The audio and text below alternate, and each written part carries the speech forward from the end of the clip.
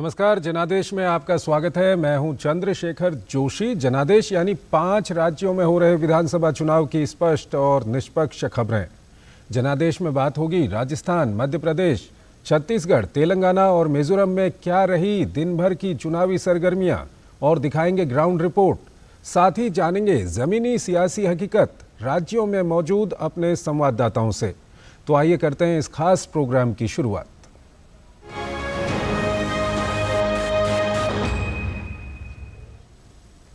सबसे पहले बात करते हैं मध्य प्रदेश की, मध्य प्रदेश विधानसभा चुनाव की, जहां कांग्रेस के नेता न सिर्फ एक दूसरे से भिड़े हुए हैं बल्कि पार्टी इंडी गठबंधन के सहयोगियों से भी लड़ रही है।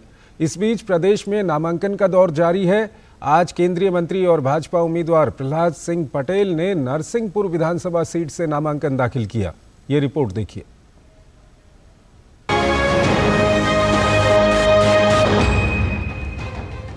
मध्य प्रदेश विधानसभा चुनाव में सपा और कांग्रेस के बीच तकरार तो खुलकर सामने आई ही थी, लेकिन साथ ही कांग्रेस के 2 दिग्गज नेताओं दिग्विजय सिंह और कमलनाथ के बीच भी आए दिन खींचतान सामने आ रही है। इस बारे में पूछे जाने पर बीजेपी प्रवक्ता संबित पात्रा ने कहा, खबरें तो ये भी हैं कि गांधी परिवार में भी एकजुटता नहीं है।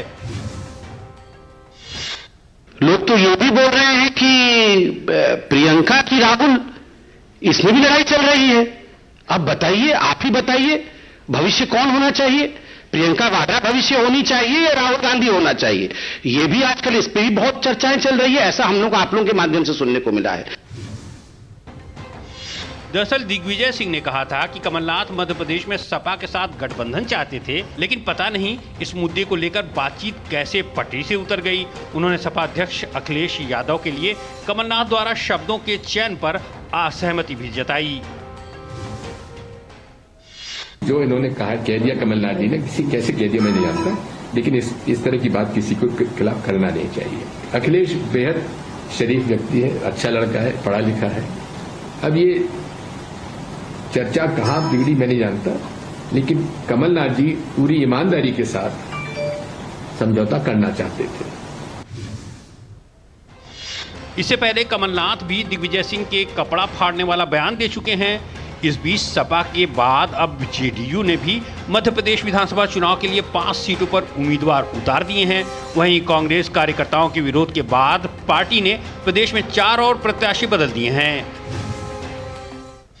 अब कांग्रेस बन गई है टिकट बदल कांग्रेस। घबरा के कई जगह कांग्रेस ने टिकट बदल दिए हैं, तो कांग्रेस की हालत तो बड़ी अजब गजब हो गई है, और आगे क्या होने वाली ये भी देखते हैं। ऐसे में कांग्रेस के नेता न सिर्फ एक दूसरे से भिड़े हुए हैं, बल्कि पार्टी गठबंधन सहयोगियों से भी लड़ रही है। इंडी गठबंधन में मचे घमासान पर बीजेपी ने कहा है कि ये तो अभी ट्रेलर है, 2024 के चुनाव से पहले इनकी लड़ाई सड़क पर आ जाएगी। ये सब चिंता कर रहे हैं हमारे बबुआ लोगों का क्या होगा, इसलिए ये सब हो रहा है। सब अभी शुरू नहीं, अभी तो आप ट्रेलर देख रहे हैं। देखिए 24 के चुनाव से पहले क्या होने वाला है, सड़क पर लड़ाई होगी। वहीं मध्य प्रदेश की पूर्वोत्तर के राज्य मिजोरम और त्रिपुरा से तुलना नहीं करने और एक दलित महिला के लिए अभद्र टिप्पणी को लेकर कमलनाथ फिर विवादों में हैं। केंद्रीय मंत्री और बीजेपी के मिजोरम चुनाव प्रभारी किरेन रिजिजू ने एक्स पर कमलनाथ का वीडियो शेयर करते हुए कहा कि कांग्रेस के शीर्ष नेता लगातार पूर्वोत्तर का अपमान करते रहे हैं। मध्य प्रदेश एक विशाल राज्य है, लेकिन कांग्रेस नेता पूर्वोत्तर राज्यों का अपमान नहीं करें। नरसिंहपुर पहुंचे मुख्यमंत्री शिवराज सिंह चौहान ने भी भारतीय संस्कृति, परंपराओं और सनातन धर्म का अपमान को लेकर फिर दिग्विजय सिंह और कमलनाथ पर निशाना साधा। ये दिग्विजय सिंह और ये कमलनाथ, ये माता बहन को आइटम कहने वाले, ये टंचमाल कहने वाले, इनकी ये हैसियत है कि हमसे आंखें मिलाकर बात कर सके। ये भारत की संस्कृति, परंपराओं को, सनातन धर्म की परंपराओं का भी अपमान करने वाले लोग कभी भला नहीं कर सकते। मुख्यमंत्री शिवराज सिंह चौहान, केंद्रीय मंत्री और नरसिंहपुर से बीजेपी उम्मीदवार प्रहलाद पटेल के नामांकन कार्यक्रम में शामिल होने पहुंचे थे। जनसभा के बाद केंद्रीय मंत्री और भाजपा उम्मीदवार प्रहलाद पटेल ने नरसिंहपुर विधानसभा सीट से नामांकन दाखिल किया। मैं विधिवत उम्मीदवार एक अभ्यर्थी के तौर पर विधानसभा के चुनाव को लड़ने के लिए मैंने एक कदम आगे बढ़ाया है। जीवन का पहला चुनाव है, लेकिन मैं अपनी जन्मभूमि और कर्मभूमि से लड़ रहा हूँ। भोपाल में केंद्रीय मंत्री और भाजपा नेता अर्जुन मुंडा ने कांग्रेस पर मध्य प्रदेश में जनजातियों की अनदेखी के आरोप लगाए। उन्होंने आरोप लगाया कि कांग्रेस की कमलनाथ सरकार ने जनजातियों के लिए चलाई जा रही योजनाएं बंद कर दी थीं। इस बीच मध्य प्रदेश में बीएसपी नेता रामसेवक पाल ने प्रदेश सरकार के गृह मंत्री और दतिया से बीजेपी प्रत्याशी डॉक्टर नरोत्तम मिश्रा के समक्ष बीजेपी में शामिल हो गए। मध्य प्रदेश विधानसभा चुनाव की 230 सीटों के लिए 17 नवंबर को मतदान होगा। भोपाल से अजीत द्विवेदी और अजीत श्रीवास्तव के साथ दिल्ली से शैलेंद्र मिश्र, डीडी न्यूज।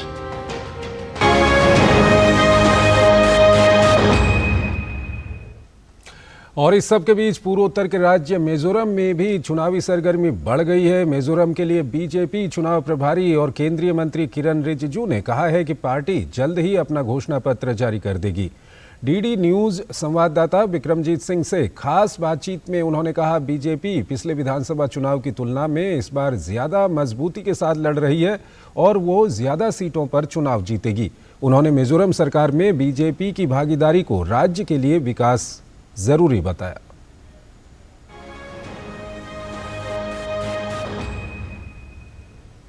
मिजोरम में जैसे जैसे चुनाव की तारीखें नजदीक आ रही हैं, वैसे वैसे गतिविधियां बढ़ती जा रही हैं। हमारे साथ बात करने के लिए मौजूद है बीजेपी के प्रदेश चुनाव प्रभारी और केंद्र में मंत्री किरण रिजिजू जी। आइए उनसे बात करते हैं।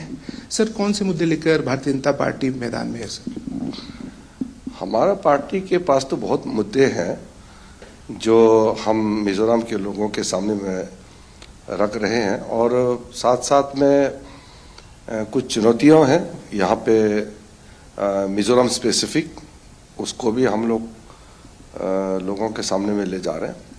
हमने मैनिफेस्टो भी तैयार कर लिया है, अभी मैनिफेस्टो भी 3-4 दिन में रिलीज हो जाएंगे।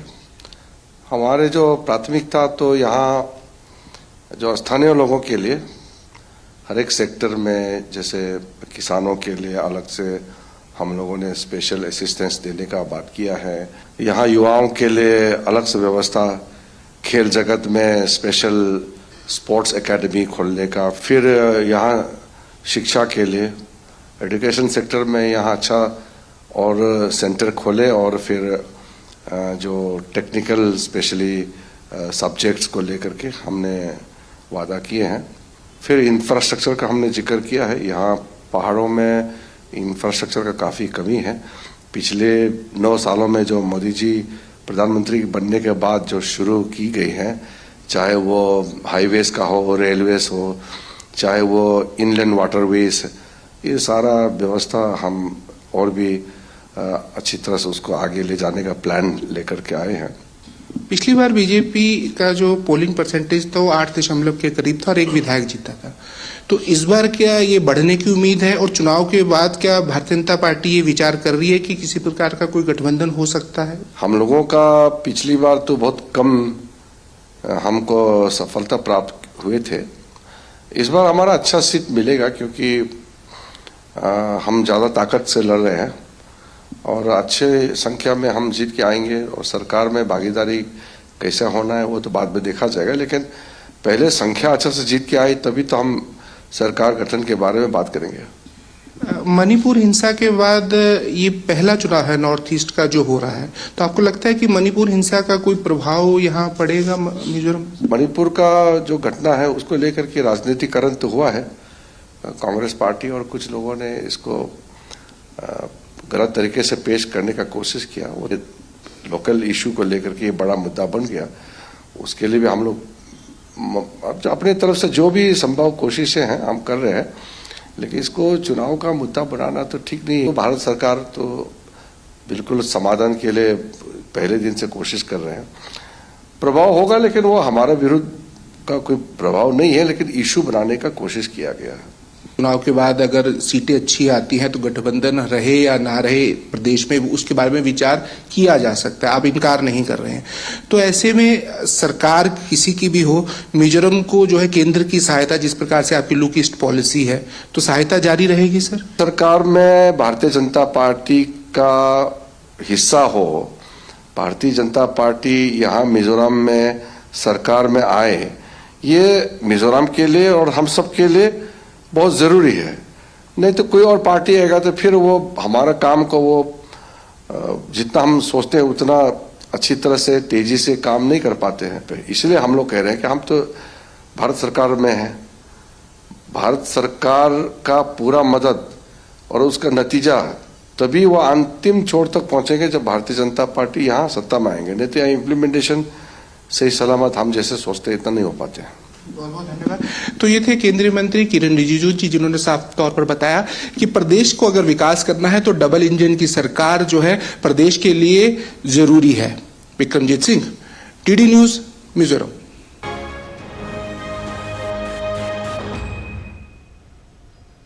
जनादेश में यहाँ पर एक छोटा सा ब्रेक लेते हैं। आप बने रहिए डीडी न्यूज के साथ। साल, बरस और सदी नहीं, एक युग गुजर जाएगा, उम्र न पूछो वंडर की, जब फर्क नजर आएगा। वंडर सीमेंट, फर्क नजर आएगा। तुम्हें पता है इन्वेस्टर्स के लिए एक इन्वेस्टर प्रोटेक्शन फंड होता है, IPF। लेकिन अगर तुम्हारा ट्रेड एक्सचेंज पर एग्जीक्यूट नहीं हुआ या फिर कोई गारंटीड रिटर्न्स वाली स्कीम है तो ये IPF आपकी मदद नहीं कर सकता है। और अगर आपका ब्रोकर ही डिफॉल्टर बन जाए तो फिर IPF आपको कॉम्पेंसेशन दिला सकता है। कहाँ से सीखा? NSE की साइट पर। सोचकर समझकर इन्वेस्ट कर, अगर छोले बने तो गोल्डी छोले मसाले, जहाँ जाए रिश्ते बनाए, जहाँ जाए रिश्ते बनाए, गोल्डी मसाले।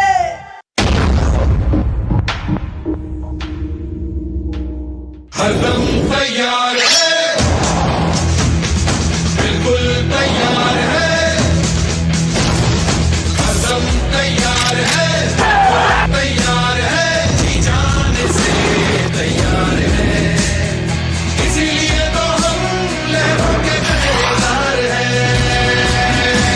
जय भारती, जय भारती, हम है नौसेना, हम है भारत के, जय भारती, जय भारती, हम है नौसेना, हम है भारत के, सारथी, सारथी, सारथी।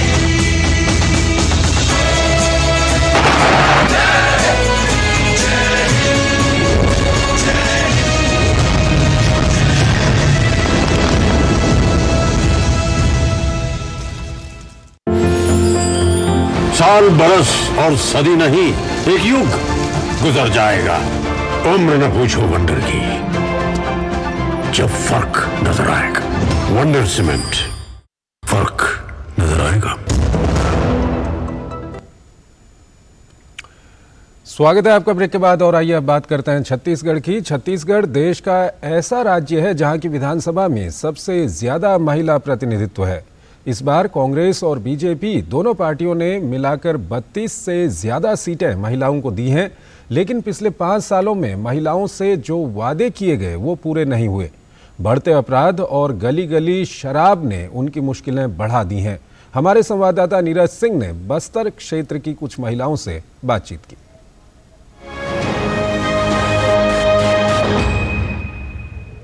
छत्तीसगढ़ विधानसभा देश की पहली ऐसी विधानसभा थी जहां पर महिलाओं का प्रतिनिधित्व सबसे ज्यादा था, क्योंकि सबसे ज्यादा महिला जनप्रतिनिधि हैं वो पहुंच के गई थी। लेकिन आधी आबादी के कई तरह के जो सवाल हैं वो आज भी मौजूद हैं। कांग्रेस पार्टी ने अपने तमाम उम्मीदवारों की जो लिस्ट है वो जारी कर दी है। कांग्रेस पार्टी ने कहा था कि 22 महिलाओं को टिकट इस बार कांग्रेस पार्टी देगी, लेकिन 22 महिलाओं को टिकट इस बार नहीं मिला। और हमारे साथ आधी आबादी है, इस समय हम जगदलपुर में हैं। आधी आबादी से पूछते हैं कि किस तरह के उनके इश्यूज हैं, क्या चाहती हैं अपने जनप्रतिनिधियों से, किस तरह की जो सरकार है वो देखना चाहती हैं। आपको क्या लग रहा है पिछले 5 साल में कितना चेंज आप लोग देखते हैं? इस पूरे बस्तर इलाके में कितना बदलाव हुआ है? इन 5 सालों में जो सरकार बनी, तो इन 5 सालों में इस सरकार ने महिलाओं के लिए कुछ भी नहीं किया खासकर। और जो कामकाजी महिलाएं थे, जो समूह से महिलाएं जुड़ी थीं, उनका भी काम उन्होंने छीन लिया। और ठेके पे उन्होंने काम को दे दिया। रेडी टू ईट की महिला स्व सहायता समूह रेडी टू ईट का काम करती थी, उन्होंने ठेके में दे दिया और महिला स्व सहायता समूहों से काम छीन लिया गया। 5 साल पहले उनकी घोषणा पत्र के माध्यम से ही महिलाएं बहुत प्रभावित हुई थी, क्योंकि महिला स्व सहायता समूह का ऋण माफ किया जाएगा, शराबबंदी किया जाएगा और भी महिला सशक्तिकरण पे जोर दिया जाएगा। लेकिन इन 5 सालों में महिला बहुत त्रस्त हो गई है। हम चाहते थे कि शराब को पूरी तरह से बंदी करे तो वो हम महिलाओं के लिए अच्छी बात होती, और शिक्षा के क्षेत्र में हमारी बच्चे जो पहले कौशल विकास के माध्यम से मतलब ट्रेनिंग लेते थे, प्रशिक्षण लेते थे, उसमें भी इन्होंने रुकावट डाला। इस तरह से हम बहुत सी बातें हैं जिससे हम त्रस्त हैं। महिलाएं क्या सोच रही हैं यहाँ की, वो कैसा जनप्रतिनिधि, कैसी सरकार और कैसे कैसे काम चाहती हैं? हम ऐसी सरकार चाहते हैं जो महिलाओं के बारे में सोचे, बच्चों के बारे में सोचे, शिक्षा के बारे में सोचे, स्वास्थ्य के बारे में सोचे और हमारे जो शहर में उन्नति तरक्की के बारे में सोचे। हम ऐसी सरकार चाहते हैं। शराब के कारण ही पूरे छत्तीसगढ़ में माहौल खराब है। पति पत्नी के बीच लड़ाई झगड़ा का माहौल रहता है, आए दिन गाली गलौज। मैं तो बोलती हूँ सर कि सबसे पहले तो चाहे कोई भाजपा का भी सरकार है, सबसे पहले हमको शराबबंदी चाहिए। जब से भूपेश सरकार आया तब से कुछ भी काम सही नहीं हुआ। मैं भी समूह की महिला समूह चला रही थी, उनको इतना अनपढ़ थे उन लोग कि जगदलपुर क्या देखते नहीं थे। हम समूह में रख के उनको मीटिंग करके सबको बाहर निकालने का कोशिश किए थे, कर रहे थे। जब भूपेश सरकार आया तब से समूह का काम को बंद कर दिया ना, तब से महिलाएं लोग और डरने लगे और घर में बैठ गए। ये महिलाएं चाहती हैं कि ऐसी सरकार जो महिलाओं के उत्थान के लिए काम करे, बालिकाओं की शिक्षा के लिए काम करे और पूरे क्षेत्र में विकास लेके आए, ताकि बेरोजगारी भी कम हो और जो महिलाएं हैं उनको ज्यादा से ज्यादा रोजगार भी मिले। कैमरामैन मोर मुकुट के साथ नीरज सिंह, डीडी न्यूज, बस्तर।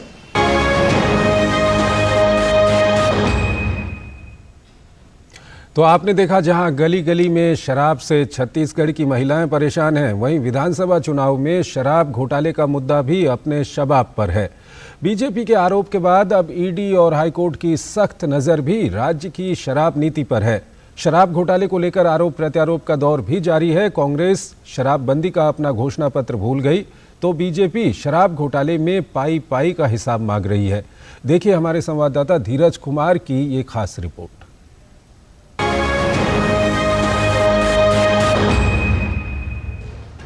भूपेश बघेल सरकार ने साल 2018 के चुनावी घोषणा पत्र में राज्य में शराबबंदी का वादा किया था, लेकिन सरकार क्या बनी, नशे में चूर हो गए, जनता से किए वादे ही भूल गए। यहीं रुकते तो बात बनती, पर शराब को वसूली का धंधा बना दिया। जी हां, ये सरकारी आंकड़े हैं। छत्तीसगढ़ शराब की खपत में देश में 5वें नंबर पर है, तो देश में शराब पीने वाली महिलाएं सबसे ज्यादा इसी राज्य में हैं। यहाँ की 39% आबादी में शराब की लत है और राज्य सरकार सालाना प्रति व्यक्ति 800 से 1200 रुपये राजस्व के रूप में वसूलती है। राज्य के राजस्व में सालाना शराब से 20% का इजाफा होता है।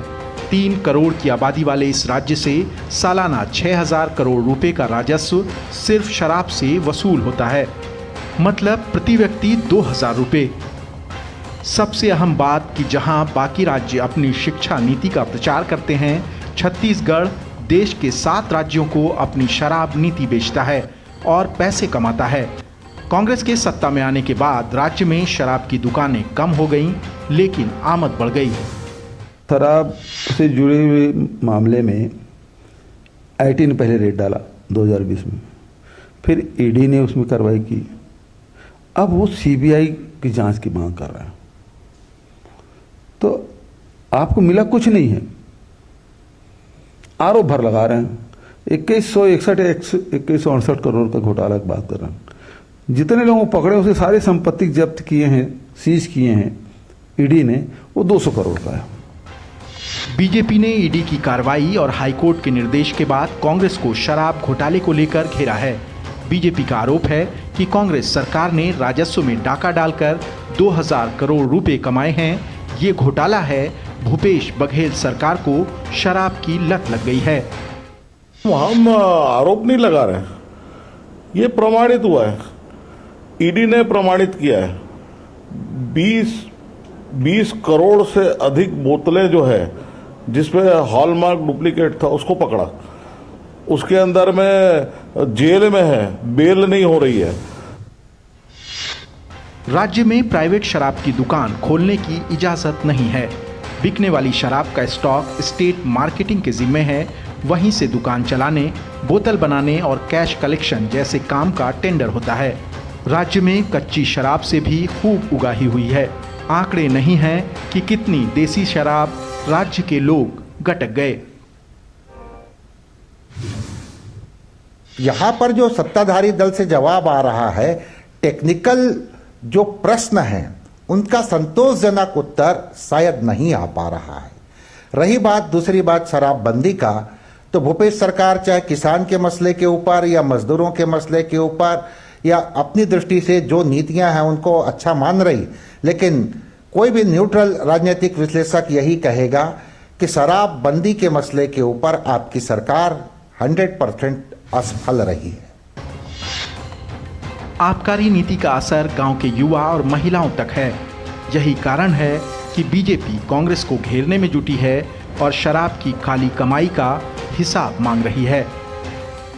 छत्तीसगढ़ में विधानसभा का चुनाव हो और बात शराब की हो तो जिगर मुरादाबादी का एक शेर याद आता है, पहले शराब जिस्त थी अब जिस्त है शराब, कोई पिला रहा है पिए जा रहा हूं मैं। कैमरामैन उत्तम सिंह के साथ धीरज कुमार, DD न्यूज़, रायपुर। और धीरज कुमार हमारे साथ जुड़ रहे हैं, उनसे हम बातचीत करेंगे। धीरज, आपकी हमने रिपोर्ट देखी और राजनीति की अगर बात करें, चुनावी राजनीति की बात करें तो खूब शराब का इम्पैक्ट राजनीतिक दलों पर दिख रहा है। आम लोगों से आपने अगर बातचीत की होगी तो आम लोगों पर कितना कुछ इसका फर्क है वहां का?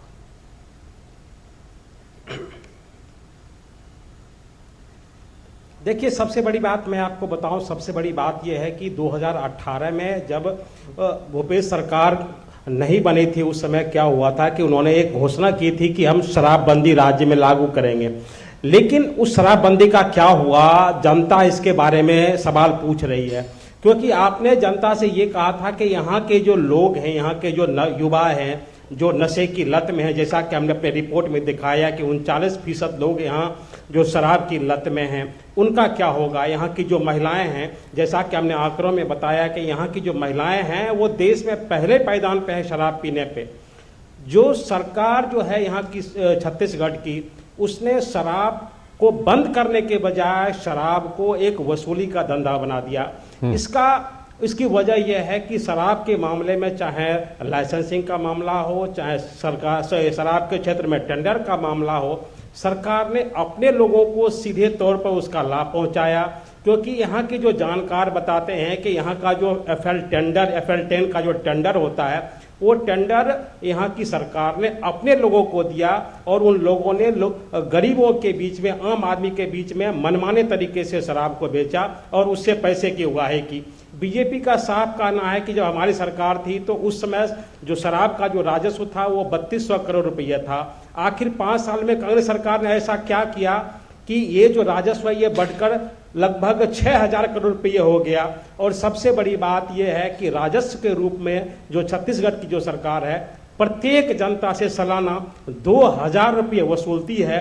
ये यहाँ के विश्लेषकों, यहाँ के जानकारों के द्वारा बताई गई ये खबर है कि कैसे शराब के नाम पे यहाँ की सरकार आम लोगों को लूटती है। और जो सबसे बड़ी बात चंद्रशेखर जी जो बताने वाली बात है, ये जो सरकारी आंकड़े हैं, गांव की जो महिलाएं हैं, गांव में जो लोग लोकल शराब बनाते हैं, गांव जो कच्चे जो शराब का जो कारोबार है, उसका कोई जो आप कह सकते हैं कि उसका कोई लेखा जोखा नहीं है कि छत्तीसगढ़ के लोग कितने रुपये का जो कच्ची शराब है उसको वो गटक गए। ठीक है धीरज, काफी विस्तार से आपने हमारे दर्शकों को बताया कि क्या कुछ और कितना फर्क वहां पर शराब का राजनीतिक दलों पर और आम लोगों पर है। बहुत बहुत शुक्रिया आपका धीरज। और यहाँ पर हमको एक छोटा सा ब्रेक लेना होगा, ब्रेक के उस पार हम राजस्थान की बात करेंगे। साल, बरस और सदी नहीं, एक युग गुजर जाएगा, उम्र न पूछो वंडर की। जब फर्क नजर आएगा, वंडर सीमेंट, फर्क नजर आएगा। तुम्हें पता है इन्वेस्टर्स के लिए एक इन्वेस्टर प्रोटेक्शन फंड होता है IPF, लेकिन अगर तुम्हारा ट्रेड एक्सचेंज पर एग्जीक्यूट नहीं हुआ या फिर कोई गारंटीड रिटर्न्स वाली स्कीम है तो ये IPF आपकी मदद नहीं कर सकता है। और अगर आपका ब्रोकर ही डिफॉल्टर बन जाए तो फिर IPF आपको कॉम्पेंसेशन दिला सकता है। कहां से सीखा? NSE की साइट पर। सोच कर समझ कर इन्वेस्ट कर, अगर छोले बने तो गोल्डी छोले मसाले, जहाँ जाए रिश्ते बनाए, जहाँ जाए रिश्ते बनाए, गोल्डी मसाले। साल बरस और सदी नहीं, एक युग गुजर जाएगा, उम्र न पूछो वंडर की, जब फर्क नजर आएगा, वंडर सीमेंट, फर्क नजर आएगा। स्वागत है आपका ब्रेक के बाद और आइए अब बात करते हैं राजस्थान विधानसभा चुनाव की, जहां चुनाव को लेकर सरगर्मी दिनों दिन तेज होती जा रही है। सड़कों और गलियों में चुनावी माहौल बनने लगा है और दिग्गज नेता भी चुनाव प्रचार में उतरने लगे हैं, लेकिन साथ ही नेताओं के विवादित बयानों को लेकर भी घमासान मचा हुआ है। ये रिपोर्ट देखिए।